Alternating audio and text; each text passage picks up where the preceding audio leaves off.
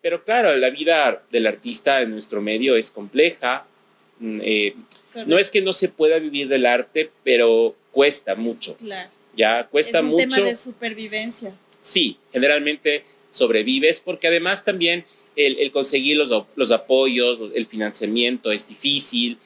Todavía no está muy claro en la gente esta idea del apoyo al arte. ¿Qué hago?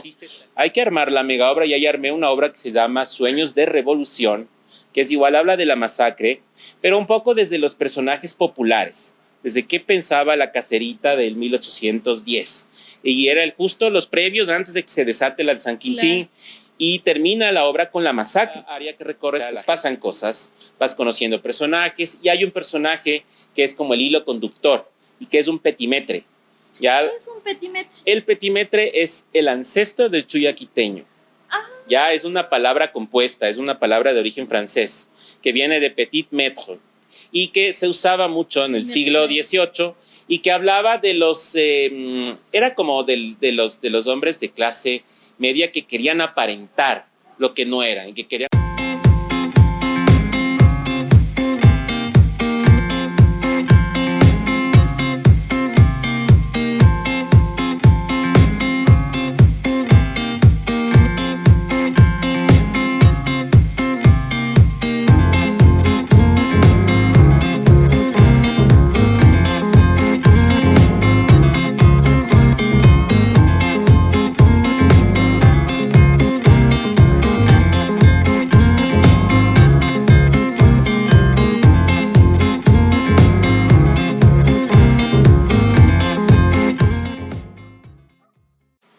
Hola chicos, buenas noches. Nuevamente estamos en Tamices, la voz de las artes, un lugar creado para la difusión del arte y la cultura. Y vamos a hablar el día de hoy de una hermosa fundación y de una obra genial que vamos a tener la primicia aquí en nuestro canal digital. Tengo el gusto de estar con Fabián. Él nos va a hablar acerca de esto, nos va a contar esta historia, este lindo relato que se da, pero sin antes tomarnos un canelacito. Para este frío. Salud. Salud. Salud, salud, canelazo salud. Del Guayunga. Vengan a visitar el Guayunga. Está ubicado en San Blas, en el centro histórico, en la calle Antepara, diagonal a la Plaza Belmonte. Un lugar súper lindo, magnífico. ¿Te gusta? Sí, espectacular. Vengan, conozcan y de paso consumamos lo nuestro, apoyemos a nuestros emprendedores, emprendedoras y recuperemos este maravilloso centro histórico que tenemos. Así es que salud. Salud. Salud, salud. ¡Qué rico! Sabroso, vengan a probarlo. No solamente nos vean consumirlo, vengan acá y prueben ustedes también. ¿Qué tal? Qué chévere haberte contactado, que nos contactes. Hermosísimo saber de la Fundación Mediarte. ¿Cómo llegaste a ese lugar? ¿Quién te inspiró? ¿Cuáles fueron los movimientos, los motivos, las razones que te llevaron a hacer eso? Bueno, primero que nada, muchas gracias igual por el espacio. Hemos venido siguiendo igual el trabajo que ustedes hacen y felicitarles porque realmente hacen falta más canales de difusión de las artes y de la cultura como el de ustedes, como el tuyo. Creo que es un gran trabajo y la idea es seguir creciendo y que cada vez se pueda llegar a más públicos en nuestro país y fuera también, ¿por qué no? Con la idea de promocionar al Ecuador como una potencia cultural, artística, que eso lo somos y eso quería empezar diciendo y bueno, contarte un poco. Bueno, yo nací en Quito de padres quiteños, pero tengo por ahí algunas mezclas medio raras de parte de mis abuelos.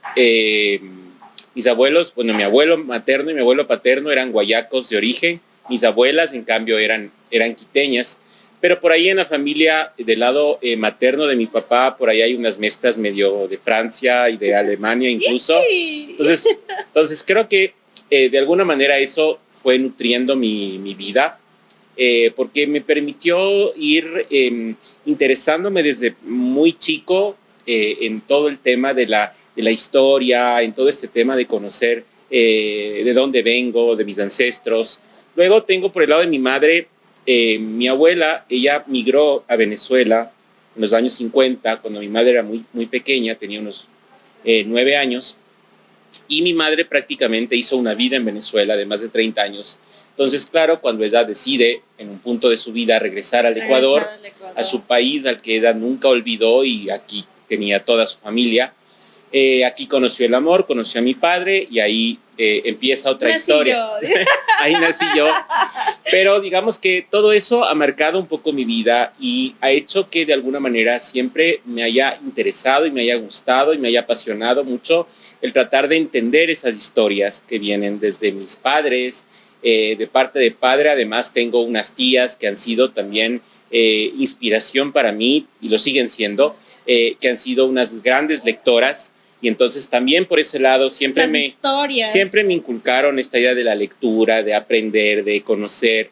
Tuve una tía, de hecho, que ya falleció, hermana de mi padre, la menor de las hermanas Amores, del lado de los Amores, y que ella, en cambio, era fanática del cine de oro mexicano, de los clásicos. Yeah. Ella era fanática de las biografías. Entonces por ahí viene el gusto. Sí, ella siempre me enseñó a leer biografías, que si Frida Kahlo, que si María Félix, que si la Dolores del Río, y entender a esas mujeres. Yo siempre decía, pero no leas solo la vida, también preocúpate en entender los contextos de estas mujeres tan valiosas. El tiempo en el que nacieron, vivieron. Y luego también las tías abuelas, también tengo muchas tías abuelas del lado paterno que también para mí fueron una inspiración. Me queda una todavía, y para mí todas ellas fueron nutriéndome de un montón de historias, de anécdotas, de relatos, que yo creo que todo eso de alguna manera me fue llevando quizás por esos caminos.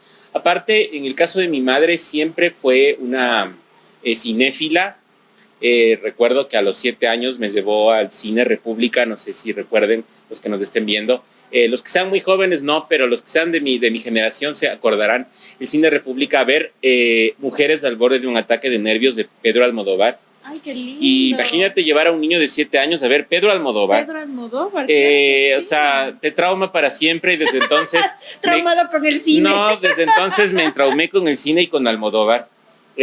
Tal es así que hasta le acabamos de hacer un homenaje al cine de Almodóvar a través del teatro. Y es porque todo eso de alguna manera hizo que indirectamente seguramente ya se fuera asentando en mí esta idea del arte. Le sembraron desde el inicio. Sí, desde el cine, de la literatura, de las historias, del relato, de la narración. Por ahí tengo unas fotos que el otro día encontramos cuando estoy cantando con una primita que crecimos juntos. Y por ahí encontré unas fotos igual en el jardín de infantes vestido de Pinocho. Te recuerdo que fue un disfraz que lo usé por muchos años, unos 5 años creo.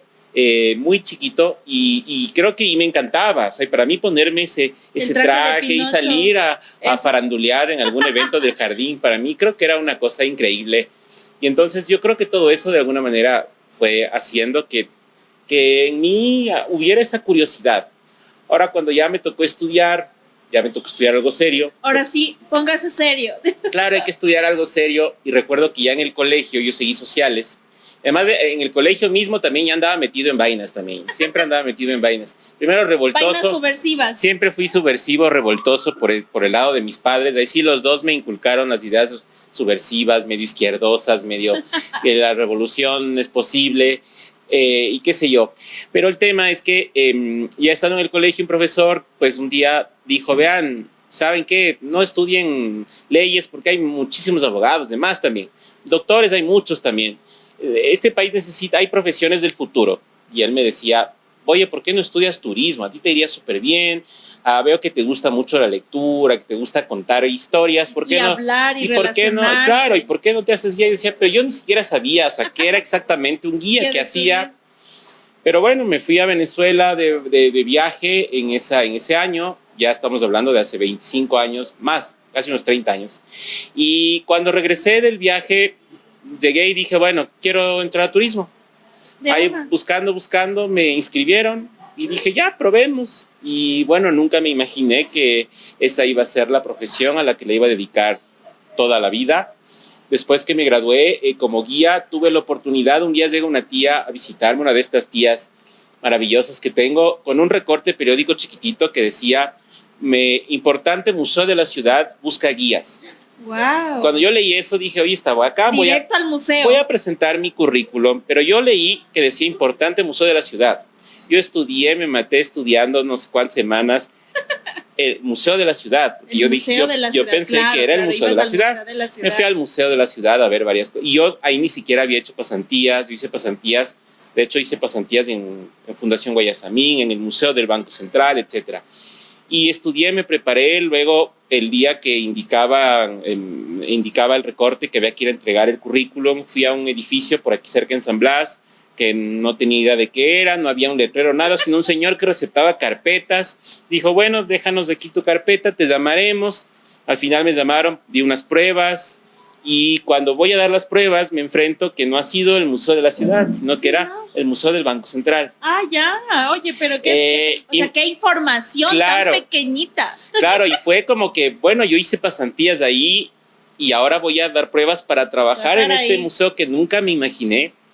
Y sin querer queriendo, después de todo un proceso, porque en ese tiempo era todo un proceso para elegir a los guías, entramos 2 guías y ya pues entré a trabajar ahí, nunca me esperé. Y eso para mí fue, yo siempre digo que es como fue mi alma mater, porque claro, estudié turismo y donde estudié, ahí me formé, digamos, en la carrera, pero el museo se convirtió en ese espacio en el que ya tuve la oportunidad de poder adentrarme más en la historia, investigar y darme cuenta que esas historias que aprendí de chico ya iban teniendo más sentido, sí, claro. Porque empecé a entender que sí, que por ejemplo mi abuelo paterno estuvo casado con una alemana que no es directamente mi abuela, para mí fue como si lo fuera, y después empecé a entender que esa alemana estuvo aquí porque hay una razón del que estuviera acá y por qué conoce al abuelo, y luego me entero que del lado de mi padre hay por ahí una parte de la familia, tienen ancestros franceses, porque hay toda una historia de ese lado, y por ahí fui construyendo esto y más todo lo que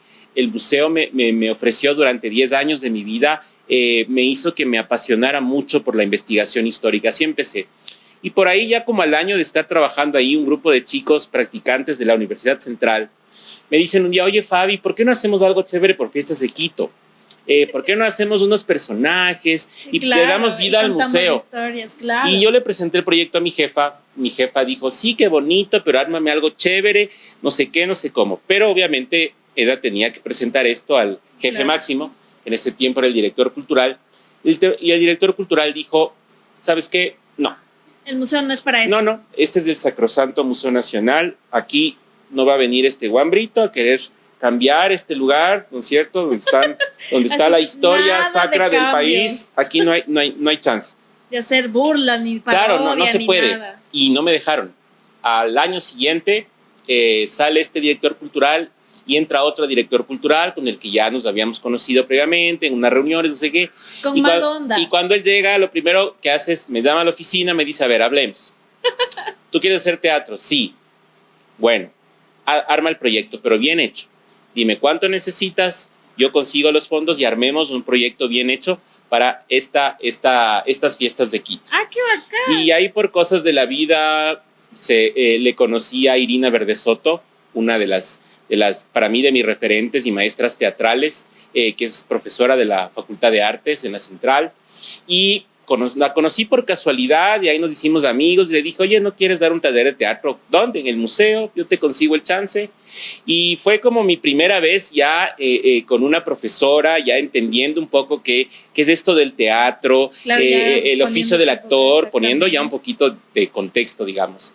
Y ahí me lancé a la aventura, esto fue en el 2004, en diciembre, wow, presentando ya un grupo de personajes que no eran actores, eran todos estudiantes de turismo, algunos estudiantes de artes, y un poco ahí ella logró en un mes, tiempo récord, capacitarnos a todos y armamos personajes tradicionales, bonito. Claro, y ahí se me ocurrió lanzarme a la aventura, así como uno dice, bueno, medio, no sé si soberbio será la palabra, pero es como que uno dice, no, yo quiero hacer al Evaristo, porque yo crecimos viendo el Evaristo, las propagandas, tuve además un tío abuelo increíble que me enseñó mucho de la sal quiteña.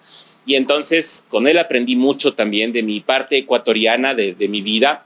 Y era como que yo dije, yo quiero ser Evaristo y me lancé a hacer el personaje sin tener mucha idea Sí, pero me metí ahí, por ahí me hicieron escuchar unos discos de las estampas y por ahí fui sacando y dije, bueno, me lancé. Lancémonos de una, hagamos. Claro, y así empezó todo este juego, hasta que ya al año siguiente una persona también muy importante, que igual cuando ve este programa le mando un saludo a Ana María Armijos, que ella entró al Banco Central para reabrir el Museo Camilo Egas y luego ella pasó al área de educativa. Ella después abrió un área educativa y cuando ella se hizo cargo de la educativa un día me dijo, oye, Fabián, ¿sabes qué? Venga. Hay un presupuesto aquí para hacer algo y yo quiero hacer algo importante, pero tú dime qué necesitas. Claro. Y yo dije, ok, dame un curso de teatro. Yo quiero mejorar esto porque si vamos a seguir haciendo esto en el museo, tiene que ser cada vez mejor. Y ahí le conocí a Guido Navarro. Ay, qué lindo. Al trabajo del Teatro del Cronopio.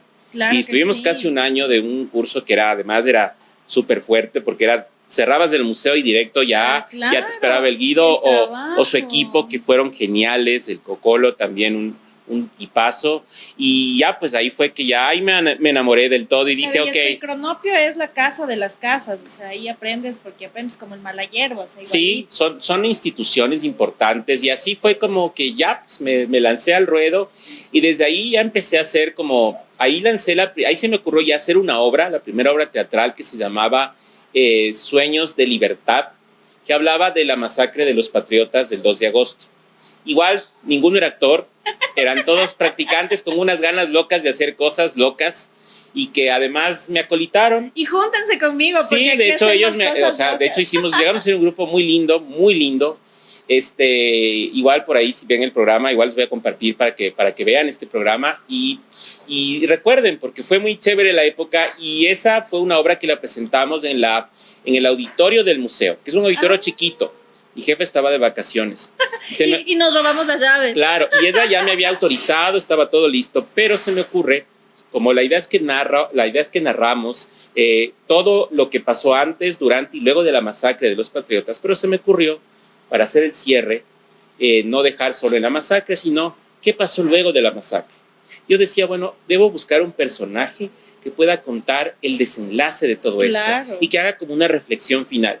Y dije, ok, una de las mujeres que han marcado mi vida, Manuela Sáenz, y conseguí ahí una compañera que fue para mí increíble, fue revelación, una cosa de locos, y al final ella, además que la representación que hice es de una Manuela en Paita, postrada ya en una silla, con su eterna Jonatás al pie, y ella ya sin poderse mover empieza a decir, bueno, ¿de qué sirvió todo esto que hicimos? Y le habla a Bolívar, además, al Bolívar muerto. Al final se muere Jonatás en su regazo. O sea, ese es el final, la muerte de Manuelita. Y luego ella muere y con una música de fondo, que hay una canción muy, muy linda que la interpretó nuestra famosa soprano guayaquileña, se me va el nombre ahorita, que hizo una versión de esta canción que se llama, es un poema que hizo Pablo Neruda, La Insepulta de Paita. Y el Banco Central editó un disco que se llama Hombre de América, donde está esta interpretación de Astrid Achi. Y con ese fondo fue una locura. Y claro, mi jefa vino a ver el estreno porque ella estaba de vacaciones, le encantó, hubo aplausos, ni yo mismo pensé que iba a ser capaz de hacer algo. ¿Y toda la dramaturgia y la idea fue contigo o en el grupo? Claro, yo armé toda la dramaturgia, pero obviamente después ya, cuando ya era la idea de poner ya en escena, pues ya sí entre todos viendo cómo quedaba mejor. Y aparte, claro, ya estaba en clases de teatro, pero aún así seguía sintiéndome como algo muy empírico, ¿no? Oye, no creerás que como a la semana que ya presentamos, había llegado un oficio al Banco Central. Preséntense. No, un grupo de señoras de la moral, claro, de la alta moral capitalina, a pedir que cómo es posible que en una institución tan importante, en el Sacrosanto Museo Nacional, presentemos a una adúltera, refiriéndose a Manuela Sáenz, de que cómo es posible que qué clase de valores queremos inculcar en si la gente. No tiene la culpa. O sea, pero te das cuenta en pleno, o sea, ya, bueno, ahí estamos hablando, no, ya era siglo XXI y que todavía tienes este tipo de cosas, claro, y que resulta que todo lo que el personaje cuenta, narra al final, se va al piso cuando resulta que para este grupo de personas lo importante era lo que nunca se menciona en la obra, que tiene que ver con el estado civil que tenía cuando estuvo con Bolívar, que eso es lo menos importante. Lo importante es la historia y lo que tiene dentro y cómo trasciende esta mujer en medio de tanta guerra, de tanta... la fuerza que ella le da a las cosas y cómo lucha por la libertad, o sea, es sumamente aparte el tema si me casé, no me casé, si estoy viuda, divorciada, lo que sea. Y tal fue el revuelo que después una persona de ahí mismo, que ya no está igual en la otra dimensión, cuando nos encontremos, ahí conversaremos, pero yo le agradezco igual, pero él una vez me dijo, ¿quién te dijo que eso que haces es teatro? ¿Ya? Y para mí sí me marcó un montón. Y de hecho tuve muchos detractores. De hecho hubo un grupo ahí que se opusieron, dijeron que no, que cómo es posible, que yo estoy convirtiendo al museo en un circo romano. Al final, un día, ¿qué pasó? Pues mi jefa dijo, bueno, si tanto lo critican, ¿por qué no lo han apoyado entonces? Todos los que saben más que él, que son los expertos en historia, los curadores, los no sé qué, ¿por qué no lo apoyan para darle un sustento mejor a sus guiones, a sus textos, y apóyenlo, pero no lo defenestren? Y ahí sí mando una cuñita, un saludo especial, además, que es la primera mujer indígena de nuestro país que recibe el premio Eugenio Espejo, Estelina Quinatoa, que ha sido premiada, una mujer referente para muchos y que ha sido una maestra para mí en muchos sentidos, y ella fue una de las que más me apoyó en todo esto y la que desde el inicio me dijo, quiero más teatro. Métele teatro. Métale teatro a donde sea. No, de hecho ella me prestaba vestuarios de la reserva de etnografía. Ay, no te creo. Y me decía, a ver, quiero que pongas un danzante, pero te voy a dar el traje de a de veras y vas a hacer así. Y ella siempre me ayudaba y siempre iba a fiscalizar cómo vamos a vestir a los personajes, qué vas a representar. Claro, para que vayan siempre bien vestidos y tengan el atuendo y que siempre tenga un contexto que tenga sentido. Ya. En eso sí, ella fue una de las que más me enseñó mucho a siempre fijarme en esos detalles. Claro, es que la historia tiene que ser bien contada, si no es historia. Claro, es que obviamente en el teatro te tomas tu licencia artística, que eso creo que es normal, pero de alguna manera siempre hay un cierto rigor o ciertos datitos que no puedes cambiar. No puedes cambiar, porque además yo veo también que cuando estudias la historia nuestra, ves que hay mucha de nuestra historia, de nuestros personajes, a los que no necesitas inventarle nada. No, ya sus propias historias son fantásticas. O sea, no le quita méritos a un Abdón Calderón, por ejemplo, el que no haya muerto como se supone que murió, sí, con la bandera agarrada de la boca y que supuestamente sin brazos. No murió así, murió en el hospital humildemente como cualquier mortal, pero eso no le quita el mérito de haber sido un pelado de 17 años, que hoy un chico de 17 años pasa metido en el TikTok, y ese pelado a los 17 años ya era general del ejército libertario. O sea, lideró una tropa para acabar con un ejército invasor, España, a los 17 años. Y ahí es cuando dices, o sea, no es necesario inventarle lo que el Manuel J. Calle, igual lo hizo de buena fe, pero no es necesario porque al final su propia vida como tal es histórica. Es histórica. Exacto, igual las mujeres, no se diga, ¿no? Como la Manuela Sáenz. Qué chévere, qué bonito conocer esa parte de tu vida. Oye, magnífico que la gente que vio en ti ese tipo de recurso tan recursivo para utilizar las historias que te cuentan, para utilizar todo lo que has absorbido al estar en el museo y poderlo plasmar en historias y poderle dar una voz a esas personas que ya no están aquí y contarlas de una forma muy bonita para que tengan un sentido y tengan lleguen a esas personas que tienen que llegar, a las generaciones que tal vez no conozcan de nuestra historia y necesitan pues tener estas historias contadas por personas que han investigado y saben de lo que se trata. Es bonito poder tener eso acá.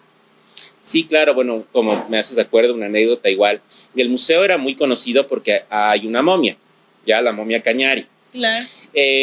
No les cuento toda la historia de la momia para que al museo. Ahora no está expuesta. Ojalá algún día, cuando haya nuevamente un museo nacional, podamos verla otra vez, pero para no desilusionarles con la historia, porque es una historia bien compleja de nuestra momia Cañari, resulta que hubo una época que no sé por qué empezaron a llegar, iba mucho estudiante, miles de estudiantes, a hacer deberes, lo que sea, sin contar los que iban con los profesores. Lado de la momia.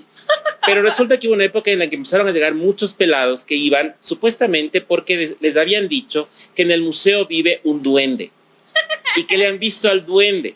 Y entonces iban montones de pelados a verle al tal duende. Y claro, viendo que tantos llegaban allá, yo decía, bueno, pero ¿qué onda? Bueno, los guardias, en esa época de hecho la seguridad estaba a cargo de la Policía Nacional. Y los policías sí nos contaban historias de que escuchan cosas, porque al final estás hablando que era un espacio en el que guardas más de 4,000 bienes patrimoniales de nuestros antepasados. Ancestrales. Y tienes un montón de bienes que eran de tumbas y energías de muchas épocas históricas, exacto, ¿no es cierto? Desde los pueblos originarios, luego la parte colonial, la conquista, el dolor, ¿no es cierto? Luego la república, ¿me entiendes? Entonces ellos nos contaban muchas historias, pero alguien se enteró y los pelados iban. Y claro, resulta que ya viendo que era tal la fama que agarraba el tal duende que no había, un día hablando con mi jefa digo, pero esto hay que aprovechar, hay que hacer algo. Hagamos una historia. No, pues de ahí se me ocurrió, bueno, ¿por qué no le ponemos un nombre a la momia? Y le damos protagonismo a la momia, y como en teoría es femenina, entonces de ahí se me ocurrió, hablando con Estelina y revisando un poco, bueno, ¿por qué no le ponemos el nombre de Pacarina? Que era el nombre que tenían las momias que eran sagradas en la época de los incas. Dije, bueno, pongámosle Pacarina y empecemos a construirle una historia a esta Pacarina. Y sí, ¿por qué no? Al final es que la momia en realidad es un conjunto de restos humanos que en algún momento llegaron al Museo del Banco Central en los años 60 y por ahí los arqueólogos le fueron juntando para darle un sentido, le dieron forma para poder explicar de alguna manera cómo eran los enterramientos de la antigüedad. Pero al parecer coincide que son restos de alguien de la provincia de Cañar, de la región de la cultura cañari y que fue mujer. Entonces dije, bueno, construyamos una historia para no contar la historia, porque hay muchas más cosas que contar, pero para no contar y no dañar la magia, más bien aumentemos esa magia y hagamos que realmente Pacarina sea la atracción, y terminó siendo furor. Y de hecho hacíamos juegos como que los niños lleguen y le escriban qué le dirías a Pacarina, y le hacíamos que escriban cartas a Pacarina. Luego te sentabas a leer esas historias que escribían los peladitos en pedacitos de papel, que tú decías, esto hay que hacer algo con toda esta maravilla. Claro, y eso siguió alimentando más para mí esta idea de hacer más y más teatro en el museo, de darle vida al museo. Los colegios llegaban cada vez más por esto, y cuando no había, llegaban las profesoras, vea, pero ¿cuándo hacen? Y logramos hacer algunas obras. Luego hicimos una grandota que se llamó Pichincha, el volcán de la libertad. Ese, en cambio, decidimos hablar de todo el proceso de la batalla de Pichincha. Todo alrededor de la historia. Ahí me acuerdo que tuvimos inclusive el apoyo de Camilo Luzuriaga, nos prestó los trajes de la película. Wow. El Instituto Geográfico Militar nos prestó algunos equipos antiguos también, claro, de sus colecciones. Entonces era una cosa muy chévere. ¡Qué bacán! Y sin querer queriendo me di cuenta que empecé a meterme en un mundo súper bacán, súper fascinante. Lastimosamente, obviamente, no siempre somos moneda de oro para gustarle a todos. Recuerdo, de hecho, alguna vez mi madre ha sido es mi principal fan, pero también es una de las más críticas, que siempre me ha dicho, a ver, esto sí, esto no, y alguna vez me dijo, esta obra no me gustó. Ya, no. Y la crítica familiar sí te llega, pues, un montón, más, porque dices, claro, no, pues, y mi mamá, por ejemplo, ella era la que estaba tras bastidores, porque ella hacía los trajes, ayudaba a hacer los trajes que no habían. O sea, aquí apoyó mucha gente. Mi novia también ayudaba con su mamá haciendo unos vestidos. Mira, es que conseguimos una tela por acá, hay que hacer tal cosa. Creo que al final terminó siendo una cosa colaborativa muy linda. Y también se llegó a ser un grupo muy chévere. Con algunos todavía nos vemos, nos llevamos, otros ya obviamente siguieron sus caminos, se graduaron, se dedicaron a diferentes profesiones, pero de alguna manera me sirvió a mí para dar estos inicios. Claro, para seguirte retroalimentando. Claro, y para empezar en este camino que ha sido realmente un camino muy chévere. De ahí por diversos motivos. Por ahí hubo gente que ya después hubo cambio de autoridades, quien entró decidió que no va más, final del partido, que no vuelves a hacer teatro nunca más. Por aquí ahí, no puedes. Aquí ya no, así que búscate otro lugar. Por ahí me fui alejando un poco del teatro, y a veces uno se queda pensando, bueno, es que yo busqué el teatro o el teatro me buscó a mí. Yo creo que uno busca. al final uno busca, porque creo que suena muy pretencioso pensar al revés. Que ellos me busquen. No, creo que yo siempre busqué algún pretexto, inconscientemente un pretexto, y en este caso era esta idea de que dejé de hacer teatro por un buen tiempo, hasta que por ahí un amigo me dijo, oye, ¿sabes qué? Necesitamos a alguien que nos apoye en el Centro Cultural, están haciendo, van a hacer la recreación de la masacre, que se hace cada año, y oye, ¿por qué no te vienes? Y yo así como que no sé, será, no será. Y hasta que ya pues puse... Ya me convencieron. No, bastó que pusiera la mitad del pie y ya estaba el otro delante. Y ahí sí fue como que... O sea, no te engañes, me decía este amigo. Esto es algo que a ti te encanta. O sea, ven y compártenos. No huyas, haz esto que te gusta. Pero claro, la vida del artista en nuestro medio es compleja. No es que no se pueda vivir del arte, pero cuesta mucho. Claro. Ya cuesta mucho. Es un tema de supervivencia. Sí, generalmente sobrevives porque además también el conseguir los apoyos, el financiamiento es difícil. Todavía no está muy claro en la gente esta idea del apoyo al arte. Existe esta ley, por ejemplo, en la ley del 150, pero que todavía no está muy clara, porque aparte muchos empresarios te dicen sí, pero lo que pasa es que no es que me están quitando la idea de pagar impuestos, simplemente me reducen un valor y es como que algunos te dicen que no. Todavía hay ese escepticismo. Entonces todavía es una cosa, pero si llegas y dices que tienes un equipo de fútbol, entonces de ley, ahí sí apoyan hay los plata. balones. Sí, me ha pasado. Hemos tocado puertas y me han dicho, no, es que solo apoyamos deporte. Y si es fútbol. Últimamente ya creo que le están parando más balón al ciclismo, gracias a Richard y a todo el trabajazo que ha hecho, pero es como que... Claro, todavía no se diversifica el tema del apoyo empresarial privado al tema de arte y cultura. Claro, y porque los gestores tampoco, yo veo que muchos del gremio no conocen muy bien cómo funciona todo esto, no saben cómo aplicar, pero de ahí por otro lado sí hemos tenido el chance de poder, he podido también ir digamos, navegando en aguas de lo público. He logrado hacer algunos proyectos. Después de eso, para allá el 2016, yo había conocido en el museo, de hecho, yo en el 2009 salí del Museo Nacional, ya renuncié del museo, dije, ya cumplí una etapa. Adiós. Creo que ahora es momento de emprender otro camino. Y por ahí, en esos caminos de la vida, me dediqué al turismo, me metí de cabeza en esto. Yo estudié portugués hace muchos años, entonces me metí mucho a trabajar en el tema del Brasil. Tuve la oportunidad de viajar al Brasil gracias a algunas ferias con Quito Turismo, Ministerio, con algunas operadoras. Entonces eso me abrió más, pero fue peor porque cuando yo estuve en Río, fue peor. Es que claro, llego a Río, una ciudad que uno asume que Río es solo playa. No, Río es un montón de cosas. Y luego llego a Río y los amigos con los que tengo allá, pues, ¿a dónde me llevaban todos los días que había como? Vamos al teatro.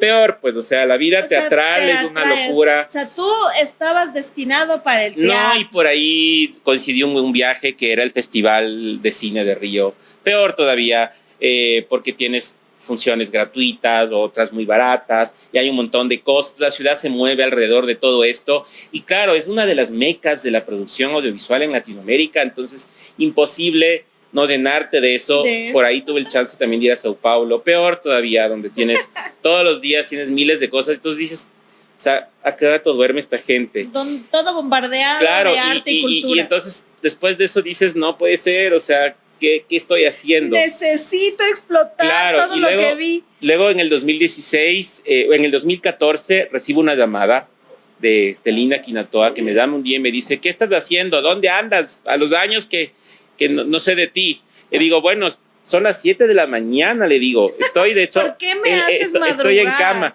Me dice, no, es que quiero que vengas a mi oficina ya.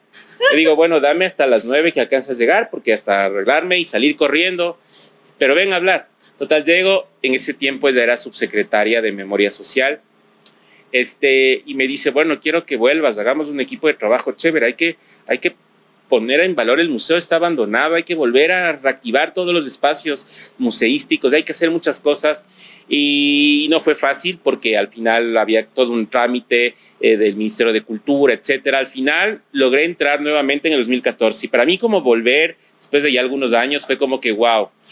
Y le digo, bueno, ¿qué hacemos? Nada, ¿qué hacemos? Yo entré en junio.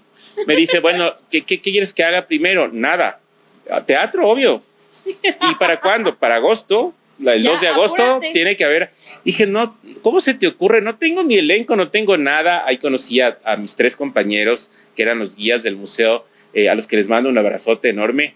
Y decía, pero con ellos no vamos a hacer una obra, ¿qué hacemos? Sin querer queriendo, publiqué en las redes del museo, abramos un taller de teatro, veamos qué onda. Y ya, pues por ahí conocí a un amigo al que igual, que entró de practicante, y resulta que este pelado estudiaba turismo, pero su verdadera pasión era el tango, era bailarín de tango. ¿Ya? Y hacía teatro. Y él me dice, Jaime Granda, de hecho un saludo, él está ahora viviendo en Buenos Aires, un saludo, es un ecuatoriano que está triunfando en Buenos Aires haciendo tango. Y ahora ya toca el bandoneón, se fue a estudiar bandoneón y ahora ya tiene su conjunto y está haciendo cosas muy chéveres. Y él me presentó a uno de sus yuntas, al Sebas Catán, de Deus Ex Machina. Claro, ahí en esa época él tenía su teatro La Butaca. Dios me dijo, oye, tienes que conocer a un amigo que te va a gustar. Ya, pues. Y el Sebas dijo, ya, pues yo te armo el taller de teatro, hagamos. Ya de una. Fue un taller, pero sacado del aire, y no sé cómo empezaron a aparecer peladitos que llegaban así, disculpe, queremos hacer algo en vacaciones, ven acá. Disculpe, es que... Vengan. No, logramos armar un elenco de 20 personas. Nunca me imaginé y dije, ya, pues, ¿qué hago? Hay que armar la mega obra, y ahí armé una obra que se llama Sueños de Revolución, que es igual, habla de la masacre, pero un poco desde los personajes populares, desde qué pensaba la caserita del 1810. Y era justo los previos antes de que se desate la de San Quintín. Claro. Y termina la obra con la masacre. O sea, la gente, el público muere en la escena. Y es una cosa de locos. El público muere. Sí, hay que matar al público porque la idea es que el público sienta lo que debió haber sido semejante cosa, ¿no? Y fue realmente muy chévere la experiencia. Ahí estuve un año en el museo. Después de que salí del museo, nuevamente a las calles a buscar la vida. Ahí conocí a otro gran amigo, hermano de vida artística, Alejandro Vázquez. Él es mitad quiteño, de padre quiteño y de madre madrileña. Pero él toda su vida la vivió en Madrid y vino al Ecuador, vivió aquí unos años. Nos conocimos de casualidad, él dedicado a la gestión cultural, al tema del historiador del arte. Y un día dijimos, oye, ¿por qué no nos juntamos para hacer travesuras? Y así fue que en el 2016 nos juntamos en un chifa de la Mariscal y dijimos, creemos, comiendo un chaulafán, vamos a crear un proyecto que mezcle tu experiencia como historiador del arte, mi experiencia en la gestión cultural y en la guianza, y juntemos, hagamos algo. Y de ahí salió la idea de crear Mediarte como un colectivo dedicado a la revalorización histórica. Pero en esa época era solamente esta idea de hagamos rutas diferentes, saquemos del jugo con todo lo que sabes de historia, yo meto lo mío y montemos algo chévere. Hasta que un año más tarde, en el 2017, justamente por junio más o menos, recibimos una llamada de la Presidencia de la República diciendo, ahí estaba, ya era la época del que sabemos, que ya... Del innombrable. Del innombrable, de Moreno. Y entonces le llaman y él me llama un día, oye Fabi, ¿dónde estás? Le digo, estoy en tal lugar. Oye, ¿sabes qué? Me acaban de llamar de la presidencia, nos piden que presentemos una propuesta para la velada libertaria. ¿Alguien le ha recomendado tu nombre, Fabi? Ya, lánzate. Ya, por Digo, oye, pero si no hemos hecho teatro. Y me dice, ¿y cuál es el problema, Fabi? A ti te encanta esto. Y ya, pues venga, hombre, hay que hacerlo. Y le digo, pero ¿y elenco? Pues ya está. Tú solo ármate algo, yo te ayudo, armamos, presentamos y ya veremos el elenco. Pero hay que hacerlo. Yo dije, bueno, hagamos. Nos lanzamos a la aventura y como al mes nos llaman a decir que ya está aprobado su proyecto, así que vengan. Y fue muy chévere porque además nos dieron mucha libertad también creativa. Y dije, bueno, ¿pero qué hago? No me voy a poner a escribir algo nuevo, así que esa obra que presenté en el Museo Nacional, Sueños de Revolución, dije, voy a presentarla acá, adaptada al Palacio de Gobierno, porque la idea es que recorres el palacio y en cada área que recorres pues pasan cosas, vas conociendo personajes y hay un personaje que es como el hilo conductor y que es un petimetre. ¿Ya? ¿Qué es un petimetre? El petimetre es el ancestro del chuyaquiteño. Ya es una palabra compuesta, es una palabra de origen francés que viene de petit maître y que se usaba mucho en el siglo XVIII y que hablaba de los, era como de los hombres de clase media que querían aparentar lo que no eran, y que querían mezclarse en la realeza. Entonces, en Francia les llamaban petimetres, pero en España, como ya era la dinastía de los Borbón, que llegó al poder, les empezaron a llamar petimetres a todos los que eran considerados de poca monta y que querían ascenso social. Ya entonces ese término se usaba acá también, y el petimetre era prácticamente eso. Él buscaba vestirse de criollo, usar pelucas que por ahí se robaba de algún lado y tratar de blanquearse. Entonces le creamos al personaje, ahí le mando igual un abrazote a Daniel Ramírez, que es mi primo y que hizo de petimetre cuando era muy guambrito y todavía estaba dando sus primeros pasos en la universidad, y lo metí a la obra. Le jalaste de las orejas. No, y resultó ser actor revelación, y ha sido hasta ahora el petimetre más espectacular que hemos tenido. Y desde entonces me encantó el personaje, y como yo ya había hecho algo de Baristo, dije, bueno, ahí está el origen, el Baristo viene de ahí. Y así fue que lanzamos esta obra en el Palacio, y fue una experiencia súper linda. Claro. Fue realmente algo que nunca me imaginé. Se logró armar un lindo equipo de trabajo con los guías del museo en la época en que existía el museo. Claro. Más amigos, amigas que por ahí fueron apareciendo. Oye, cuéntanos, ¿en qué andas? Cólanos. Bueno, véngase. Vengan, todos bienvenidos. Véngase, aquí no se come, pero se goza, no importa, hagamos. ¿Qué hay que hacer? Le digo, nada, matar gente. ¿Cómo así? Si es que te vas a ser soldado español y tienes que matar. Y al final salió algo muy chévere y terminó siendo y desde entonces ya entendí y dije, ok, el teatro tiene que seguir. Y ahí decidimos con Alejo, bueno, Fabi, métele teatro, metamos de teatro a mediarte. Poco a poco vamos haciendo cositas teatrales. Poco a poco. Y así fue que continuamos hasta el día de hoy, en que el teatro es una parte del trabajo que hacemos en la ahora Fundación Mediarte. ¡Wow! ¡Qué genial! Victoria, me he quedado fascinada con la explicación tan florida y linda que has dado para introducirnos a Mediarte, y ahora que lo haces con teatro y todo lo demás. Tenemos una primicia, una obra muy bonita que igual la diriges tú, y es para conmemorar 20 años de tu trayectoria. Cuéntanos un poquito de ella, cómo se llama, por qué la hiciste, cuándo se va a presentar, en dónde podemos verla. Claro que sí, bueno, ahí como cosas de la vida, uno va conociendo gente chévere en el camino, y en esos caminos de la vida, pues uno que ahora ya se ha vuelto parte de Mediarte, Francisco Larco, un gran abrazo, chef ecuatoriano, y que tiene su kiosquito en la Mariscal. En la pandemia, desesperado, sin saber qué hacer, yo tampoco, un día dijo, oye, ¿sabes qué? Como no tengo qué hacer, y tuvo que cerrar el restaurante. Fue una época muy difícil. Ya me dice, oye, ¿sabes qué? Voy a hacer bebidas tradicionales para vender a domicilio con algún pancito típico nuestro, y voy a ir variando. ¿Por qué no hacemos algo en conjunto? Dije, ya, pues, pero yo amasar no sé. Hacer pancito tampoco, y además que no... En el trago te ayudo. Aparte no podíamos vernos. Claro. Él estaba en Quito, yo en el Valle, entonces era como que no podemos vernos, no nos dejan salir. Entonces ahí se nos ocurrió hacer unos videitos chiquitos que están en YouTube contando la historia de estas bebidas. Y ahí lo hicimos con mi compañero Guillermo Almeida, que es el que narra, y contemos la historia del champú, la historia del rosero, y son unos videos bonitos, se pueden ver en el canal de Mediar TV. Y ahí él nos dice, ¿sabes qué? Oye, mi esposa, ella trabaja en un hotel muy bonito, un hotel boutique de la Mariscal. La dueña es una señora alemana muy chévere, la señora Silverstein. Le ha gustado mucho lo que hemos estado haciendo, y cuando ya nos liberen quiere conocerte. ¿Por qué no vienes a la casa y todo? Y es que claro, fue cuando hubiéramos estado prisioneros. Sí. Al final, cuando ya nos liberaron, conocimos la casa, a la señora le encantó el trabajo que hicimos, dijo, vean, aquí está la casa, vengan, denle uso, porque hasta que vuelva el turista al hotel, hagamos algo con la casa.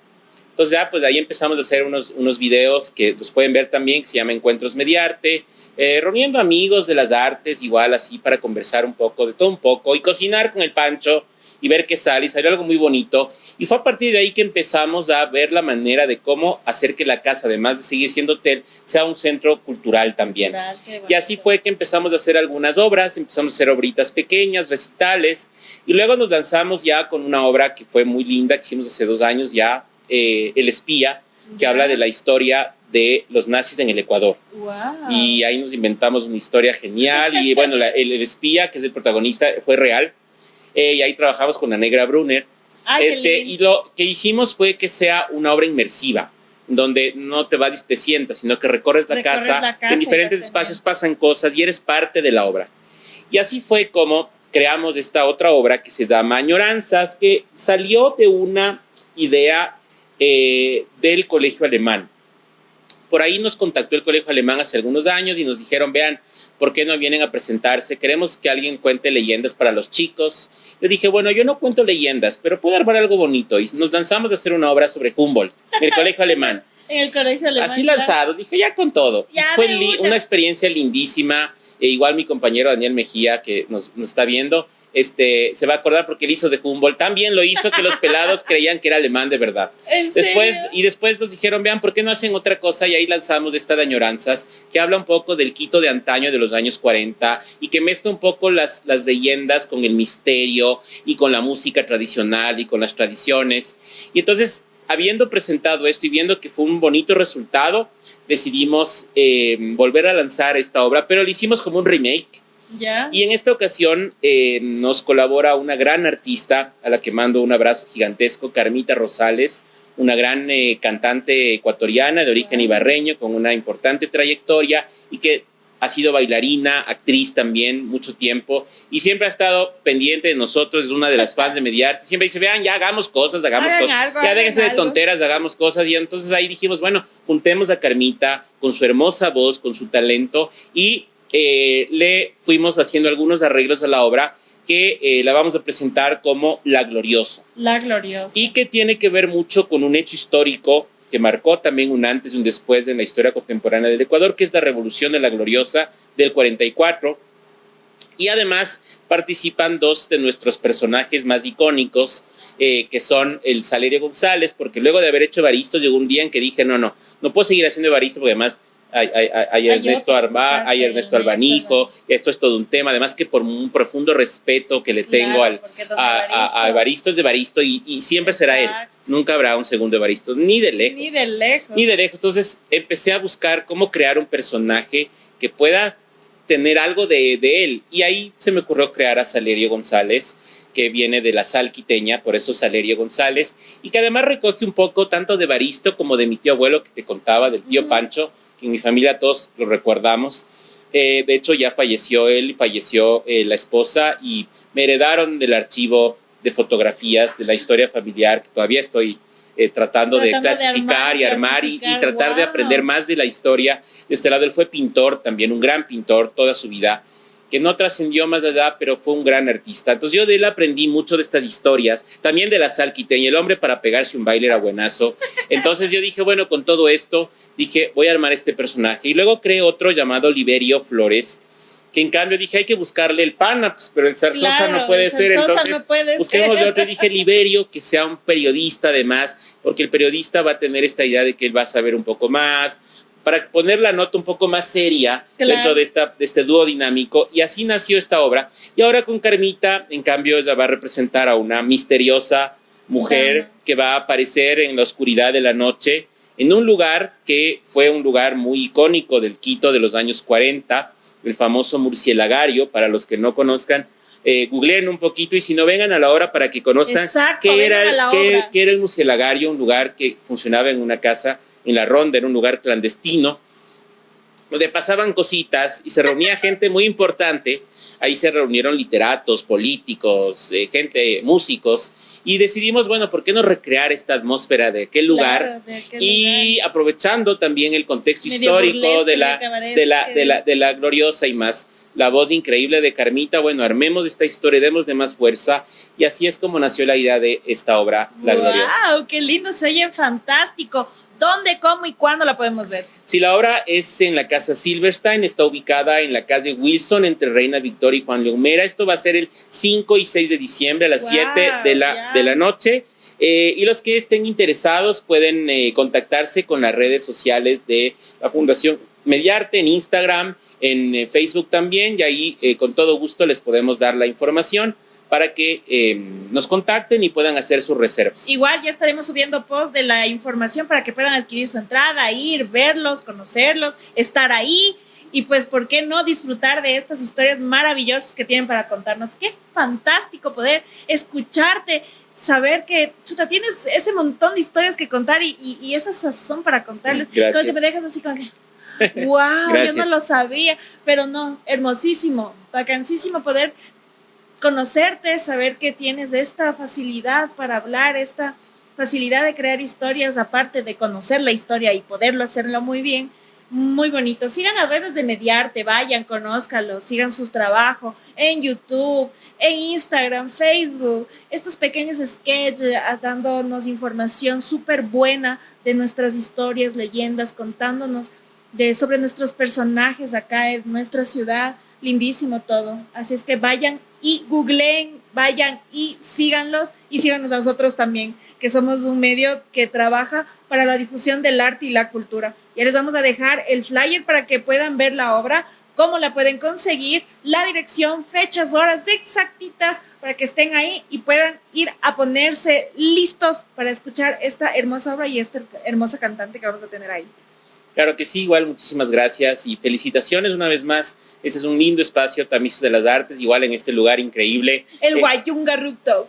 Así es, en el centro histórico, bueno, en medio de la oscuridad siempre hay una luz y qué lindo que esa luz venga de las artes. Así y que es. Ojalá esto sirva para que nos sigamos juntando todos Así los que es. estamos dedicados a esto, para que cada vez podamos apuntar a que el Ecuador sea una potencia artística y cultural. Así es, eso es lo que aspiramos, tener esto en común, poder estar juntos en el arte, en la cultura, difundir todos nuestros artistas ecuatorianos, a todos los artistas que se encuentran dándole la lucha siempre, porque aquí se hace arte y arte del bueno. Claro, aparte en momentos como este, creo que es más necesario todavía el arte. Así En momentos de oscuridad en los que vive nuestro país, y mi profunda solidaridad y nuestra solidaridad con todos los compatriotas que le están pasando mal por toda la situación de crisis, por los apagones, por los negocios que están cerrando, por los migrantes que se están yendo, por todos ellos creemos que más que nunca el arte es esa forma de resistencia, de resiliencia y sobre todo de dar una luz en medio de esta oscuridad. Exactamente.